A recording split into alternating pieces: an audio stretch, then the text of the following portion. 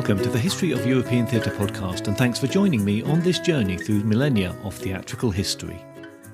Episode 196, Cynthia's Revels, Oh that joy so soon should waste.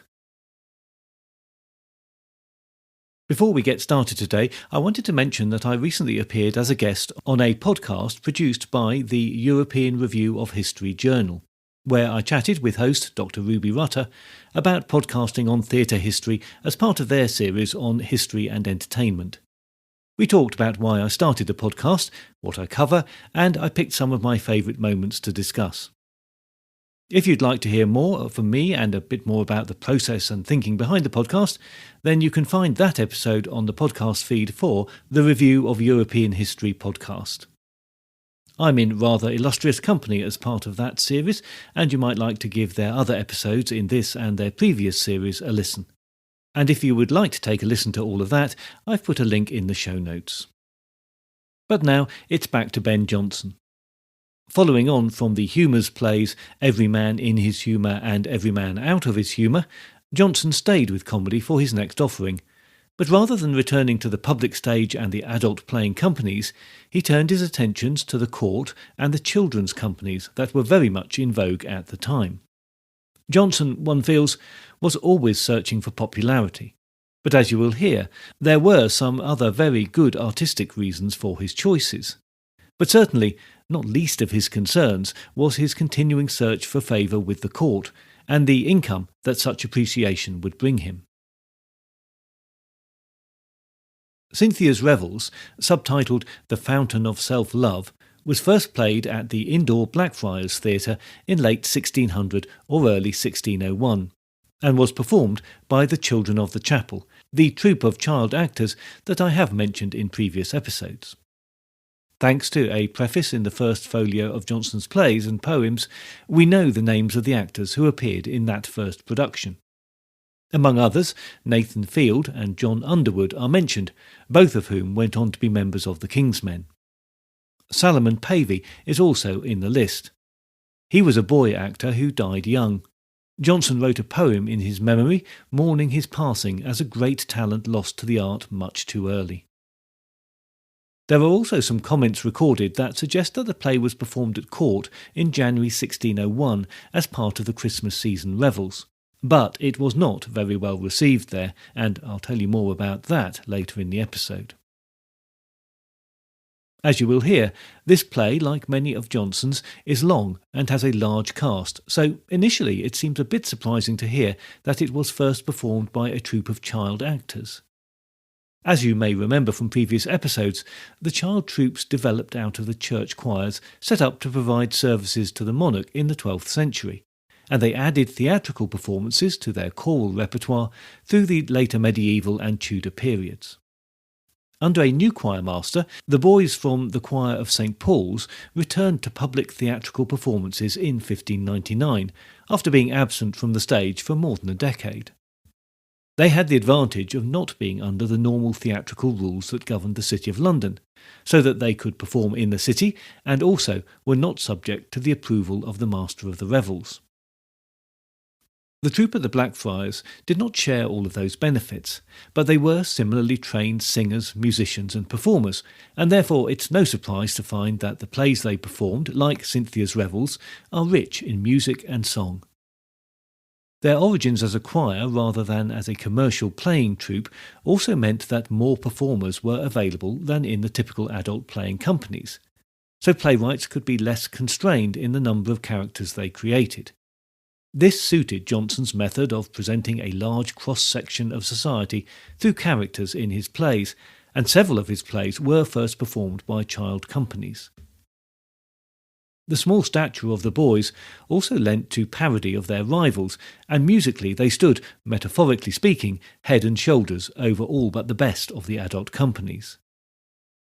The rivalry from these troupes was very real to the adult companies, and it is surely no coincidence that Shakespeare put more songs in As You Like It, written very close to this time, than in any other play of his, and the original cast included 6 boy actors rather than the more usual 2. When Cynthia's Revels was entered into the Stationers' Register for publication in May 1601, the title was changed to Narcissus, the Fountain of Self-Love, or Cynthia's Revels. And it was under this title that a quarto edition appeared later that year. It isn't clear why that change was made, and when Jonson included the play in his first folio collection of works, published in 1616, he reverted to the original title. In this version of the play, there are significant differences to the published quarto edition. 2 scenes in Act 4 are extended, and a completely new Act 5 is added. Although it is possible that Jonson added some of these revisions at the time of the folio publication, the scholarly consensus is that they were probably in his original play in some form, but cut to reduce the play's length when it was performed by the boy players.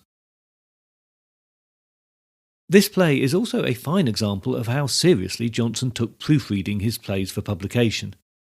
When he read the printing proofs for the first folio, it is said that he noted 192 corrections that had to be made.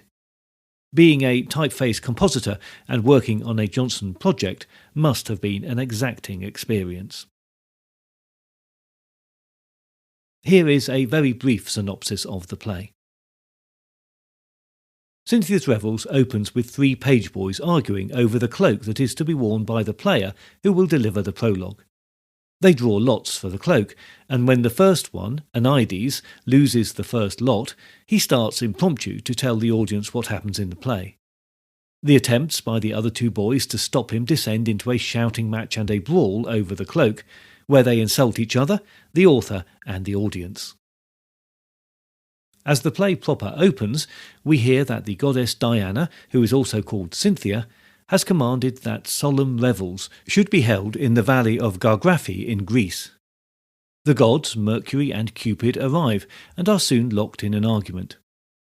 It transpires that Mercury has woken Echo, the nymph, who is weeping uncontrollably for Narcissus. The guests at the revels learn that a drink from Narcissus' spring will cause a person to grow dotingly enamoured of themselves, and they all indulge in the water. One of those who drinks from the spring is Asotus, who longs to become a courtier, but is hampered by his inability to hang on to money thanks to his addiction to fashion and manners. Following his drink, he is overcome by vanity and self-love, so much so that he boldly challenges all present to a competition of court compliment. As the competition goes through its 4 phases, all of the courtiers present are gradually eliminated. 2 court masques are then performed for the courtiers. When they are completed, Cynthia, representing Queen Elizabeth, commands that the dancers remove their masks, revealing that vices have been masquerading as virtues. To punish them, and so that they might purify themselves, Cynthia commands that they bathe in the spring at Mount Helicon. The play ends with praise for Cynthia and her successes at revealing vices and allowing virtues to triumph. Cynthia's Revels is quite a difficult play to enjoy for reasons that we have seen before in Jonson's work and more. The cast is large, well over 30 if you count all the silent roles, but with 20 main characters, and it presents a series of connected scenes rather than being plot-driven. Each character is to some degree a satiric portrait of a real person, the meaning of which has largely been lost in the passing centuries, so decoding the play is difficult for the modern audience. In this sense, Jonson's plays are full of the kind of difficulty that we also have to a degree with Love's Labour's Lost or As You Like It. These plays comment on, parody, or indulge in, depending on how you look at it, discussion about social, artistic and particularly literary and poetic forms that were common at the time or recently past. As with a play like Love's Labour's Lost, a quite detailed understanding of various poetic forms and classical allusion is needed to truly appreciate every point of the comedy in Cynthia's Revels, even, in some cases, to distinguish the good poetry from the intentionally bad. Cynthia's Revels also has some additional features that make it even harder for us to appreciate, and even Jonson seems to have been aware of this for his contemporaries. The prologue ends with the following lines about the playwright's work. Then cast those piercing rays round as a crown, instead of honoured bays, about his posy, which, he knows, afford words above action, matter above words. Those piercing rays being rays of criticism. Those complications are very much the elements at the heart of Jonson's play, the satire through character, the use of myth, and the inclusion of masque. All three elements rely on some knowledge from the audience for a full appreciation of the play. A working knowledge of the character of the different mythical protagonists in classical mythology and their role in the stories is very helpful, as is an idea of who and why characters are used for satire of particular prominent members of society. And, particularly for the modern audience, an appreciation of the masque and its meanings is also useful. Just to draw a comparison with As You Like It Again, the ending of that play is so difficult for us because it is a masque inserted into a play, and masque is no longer a feature of our experience of performance, whereas for the Elizabethans, the sudden and, for plot purposes, completely unnecessary appearance of Hymen is acceptable because it is part of a masque and therefore needs far less or even no explanation. All of these features are also rather static forms, meaning that Cynthia's Revels is more about words and music than it is about plot and action. Hence, just reading the play can be a difficult experience. But don't get me wrong, this play is difficult for us, but that is not to say that it is a complete loss. The opening sequence before the prologue featuring the arguing boys is lively, and as part of this sequence, the thin plot of the play is outlined for the audience as follows. First, the title of the play is Cynthia's Revels, as any man that hath hope to be saved by his book can witness. The scene, Gargraphy, where I do vehemently suspect for some fustian country. But let that vanish. Here is the court of Cynthia, whither he brings Cupid travelling on foot, resolved to turn page. By the way, Cupid meets with Mercury, as that's a thing that should be noted. Take any of our playbooks without Cupid or Mercury in it, and burn it for an heretic in poetry. So, as a plot explainer, not, it seems, very much help there, and perhaps most notable is the mention of any man that hath hope to be saved by the book, the legal loophole of avoiding justice by claiming exemption from punishment as a priest by proving you could read a Bible passage, just as Jonson had done when he was charged with murder, a memory that was, understandably, obviously slow to leave him, not least because of the branding of his thumb that marked him for life as having used his one opportunity to claim the book. The stage direction then says, in these and the subsequent speeches, at every break, the other two interrupt and endeavour to stop him. And the boy then continues. Pray thee, let me alone. Mercury, he in the nature of a conjurer, raises up Echo, who weeps over her love, or daffodil, Narcissus, a little. Sings, curses the spring wherein the pretty foolish gentleman melted himself away. And there's an end of her. Now I am to inform you that Cupid and Mercury do both become pages. Cupid attends on Philautia, or self-love, a court lady. Mercury follows Hedon, the voluptuous, and a courtier, one that ranks himself even with Anides, or the impudent, a gallant, and that's my part. One that keeps laughter, Galaea, the daughter of folly, a wench in boy's attire to wait on him. These, in the court, meet with Amorphous, or the deformed, a traveller that hath drunk of the fountain, and there tells the wonders of the water. They presently dispatch away their pages with bottles to fetch it, and themselves go to visit the ladies. But I should have told you, look, these emmets put me out here. That with this Amorphous there comes along a citizen's heir, Asotus, or the prodigal, who, in imitation of the traveller who hath the whetstone following him, enters the beggar to be his attendant. Now, the nymphs who are mistresses to those gallants are Philautia, self-love, Fantaste, a light witness, Argurian, money, and their guardian, Moth. To those who understood the references, this outlines the main theme of the play, the perils of self-love and flattery. The style of the play was also helped by the performance of the boy players. They were well known for how they handled speech that interacted closely and became the dialogue of a group rather than an individual. Their high-pitched voices resonated clearly in this style of speech and in the artificial form of poetic declamation. The performances by the boys also varied from the adult performances in that there was very little physical contact between the boys on stage, and little or no emotional expression in their movement or speech. Typically, the plays they performed did not try to represent the tensions within a relationship.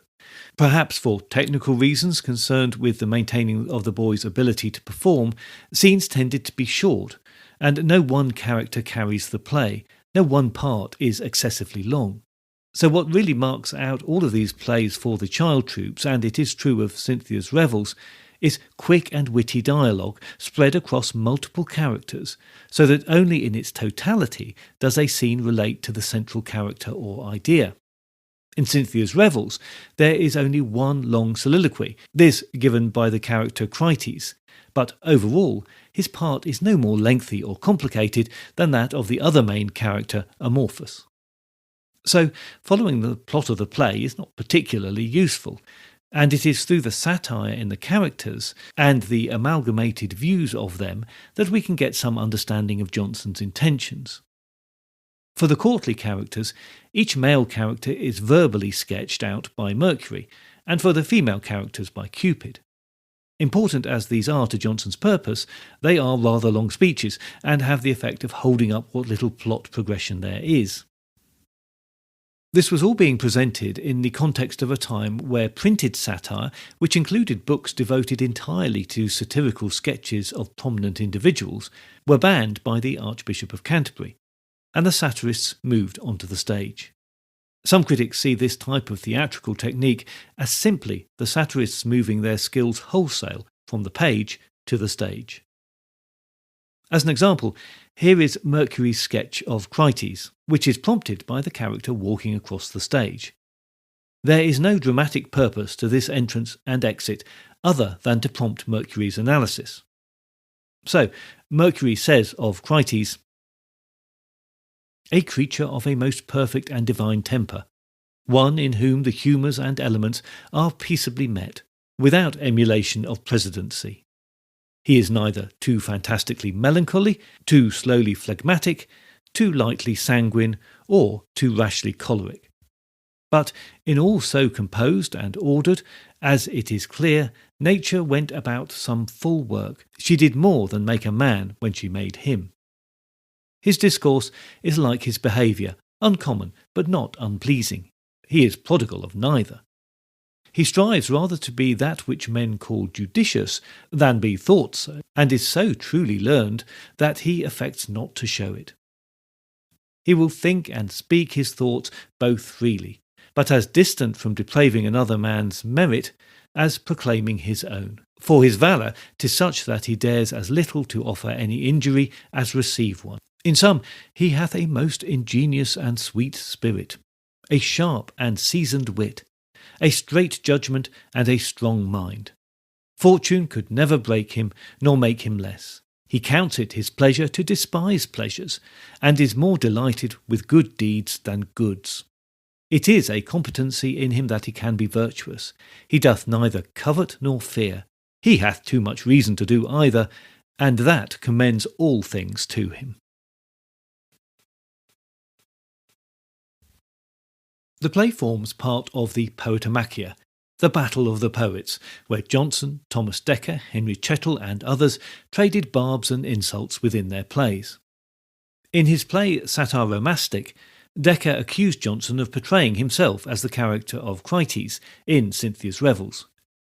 Crites is described as a creature of almost perfect and divine temper in the play, and although we have seen Jonson insert characters in his earlier plays that could be him, remember the critics Asper and Macalente in Every Man Out of His Humour, the weight of critical opinion since has tended not to side with Dekker on this point. Most critics think it unlikely that Jonson would have described himself in this way, and thanks to allusions in other plays, it is in fact more likely that Jonson had John Donne in mind when crafting the character of Crites.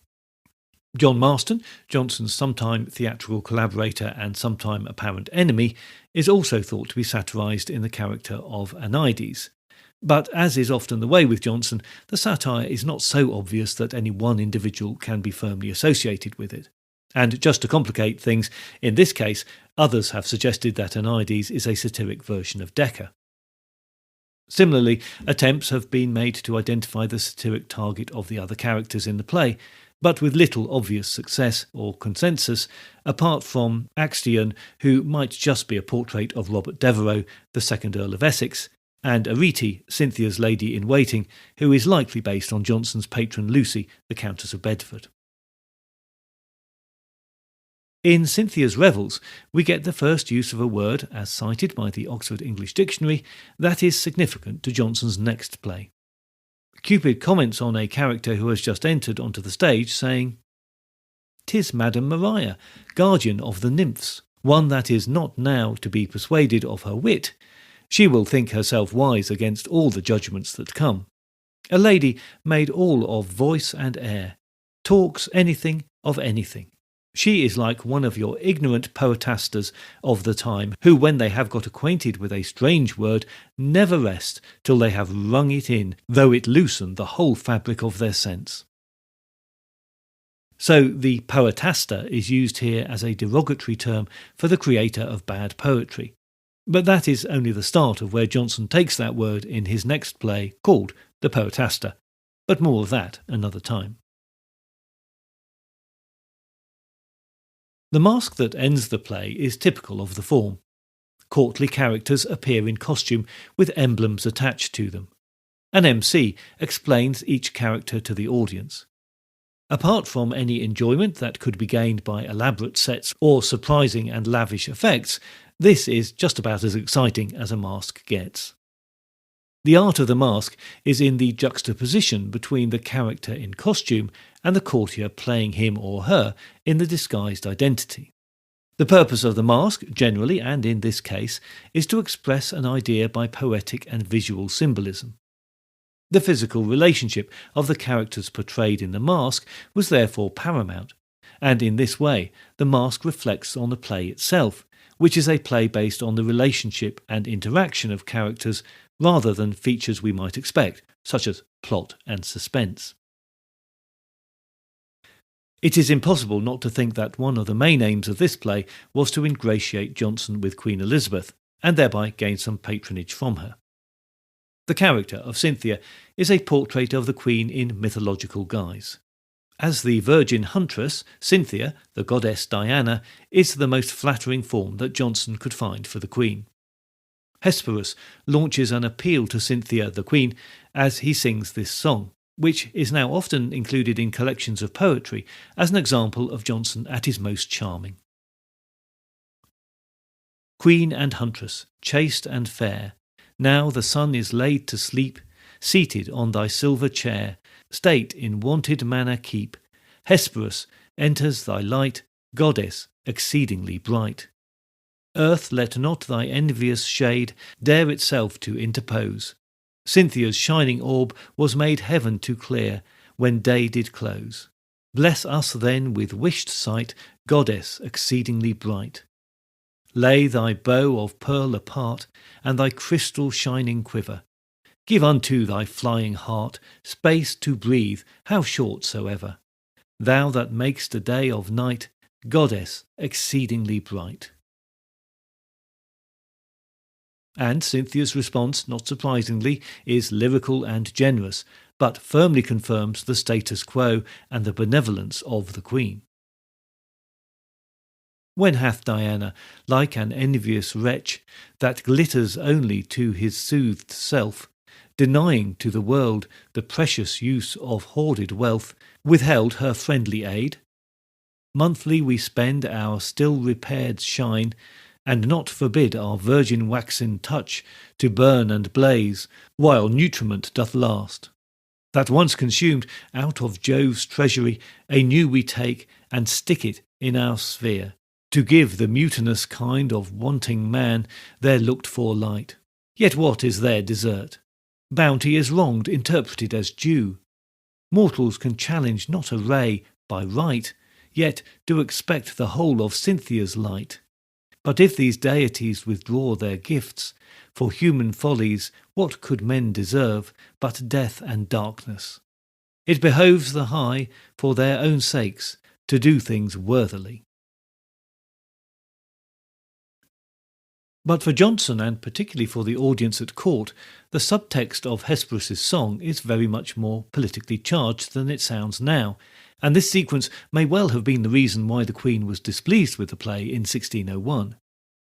The praise and flattery in the first two verses is undercut by the last, which calls on the Queen to give unto the flying heart space to breathe, how short soever. In mythology, the flying hart was Actaeon, who chanced upon Diana and her attendants bathing, and as punishment for seeing them naked, was turned by Diana into a stag who was then ripped to pieces by her hounds. Jonson was alluding to the Earl of Essex, who just a year earlier on his return from Ireland had burst into the Queen's bedchamber as she was being dressed by her maids. The reference in the play, small and obscured as it is, was a brave or potentially foolish move by Jonson. Essex was at the time still in a state of disfavour, and was in fact planning his disastrous attempted coup. The inclusion of the character of Hesperus here is also no accident. Spenser had previously associated Essex poetically with Hesperus in his more favoured days. How much Jonson knew of the Essex plot we will never know for sure, but to be seen to plead for leniency for Essex at this point was certainly a bold move. For all that Jonson was trying to gain the Queen's favour, he just couldn't help himself when it came to speaking out for what he thought was right. He never would gain courtly favour under Elizabeth's reign, quite likely because she never forgot his stance over the Earl of Essex, a man who would very soon threaten her position and lose his head because of it. In the past, Cynthia's Revels was often viewed as an unsuccessful theatrical experiment, but this does Jonson a huge disservice, and the accepted view now is that it was in fact a very well-crafted play with performances by the boys' company and the court in mind. As he often did, Jonson was trying to show off his own, in his opinion, superior talents. The play references Thomas Dekker's Christmas offering of the previous year, Old Fortunus, which also ended with a presentation of virtues overcoming vices under the auspices of the Queen. Jonson thought Dekker's play a crude and disjointed piece, and made his play thematically coherent and, in his use of the established mythical characters, more firmly rooted in classical learning. It is likely that he thought of Dekker as a playwright of the public stage who did not have the skills to entertain the court. But this is not to say that Jonson slavishly adhered to the mythical models. His characters are adapted for his time and purpose, so that, for example, Cupid's arrows have little or no effect on the courtiers because they are so filled with self-love, even his powers cannot turn their eyes away from themselves.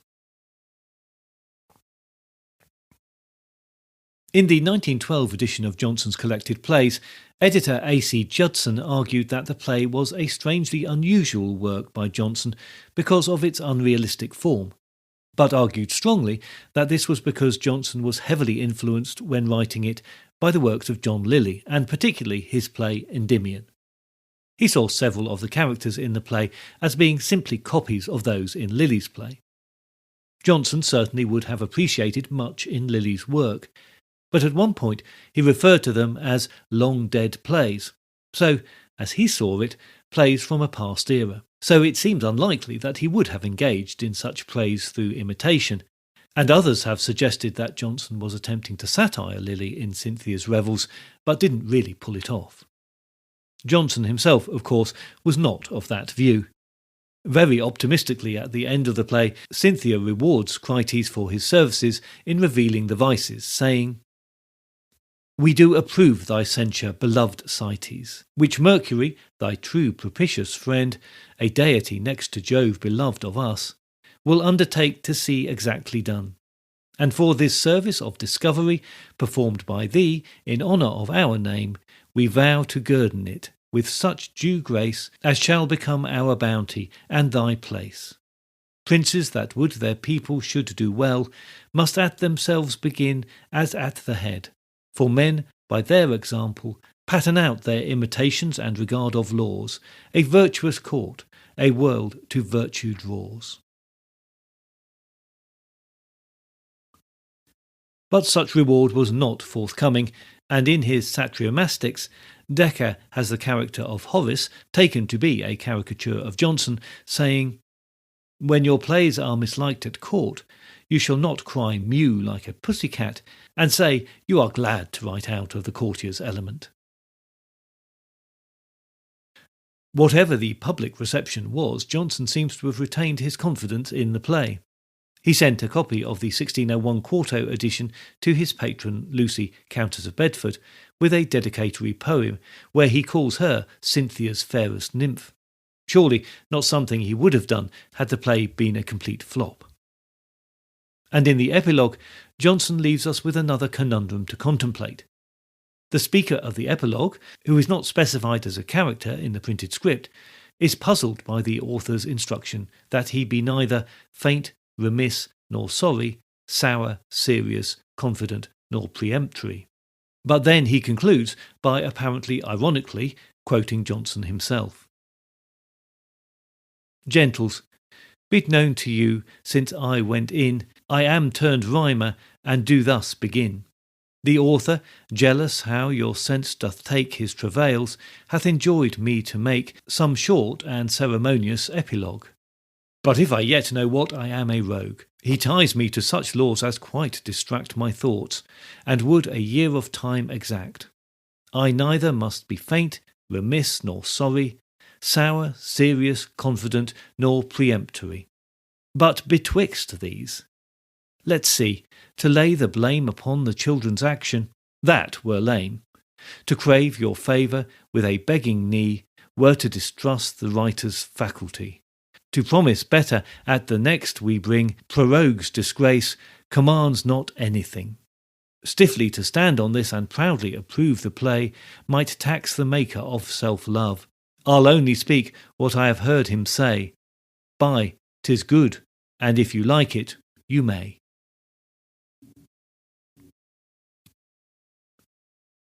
It seems that Jonson did not see any problem with writing to please the court, while espousing, or at least firmly hinting at, views that were likely to work against his aims, in work that he was happy to associate himself so closely with, that he inserted himself into it. Others certainly thought that left him open to ridicule, and took full advantage of it.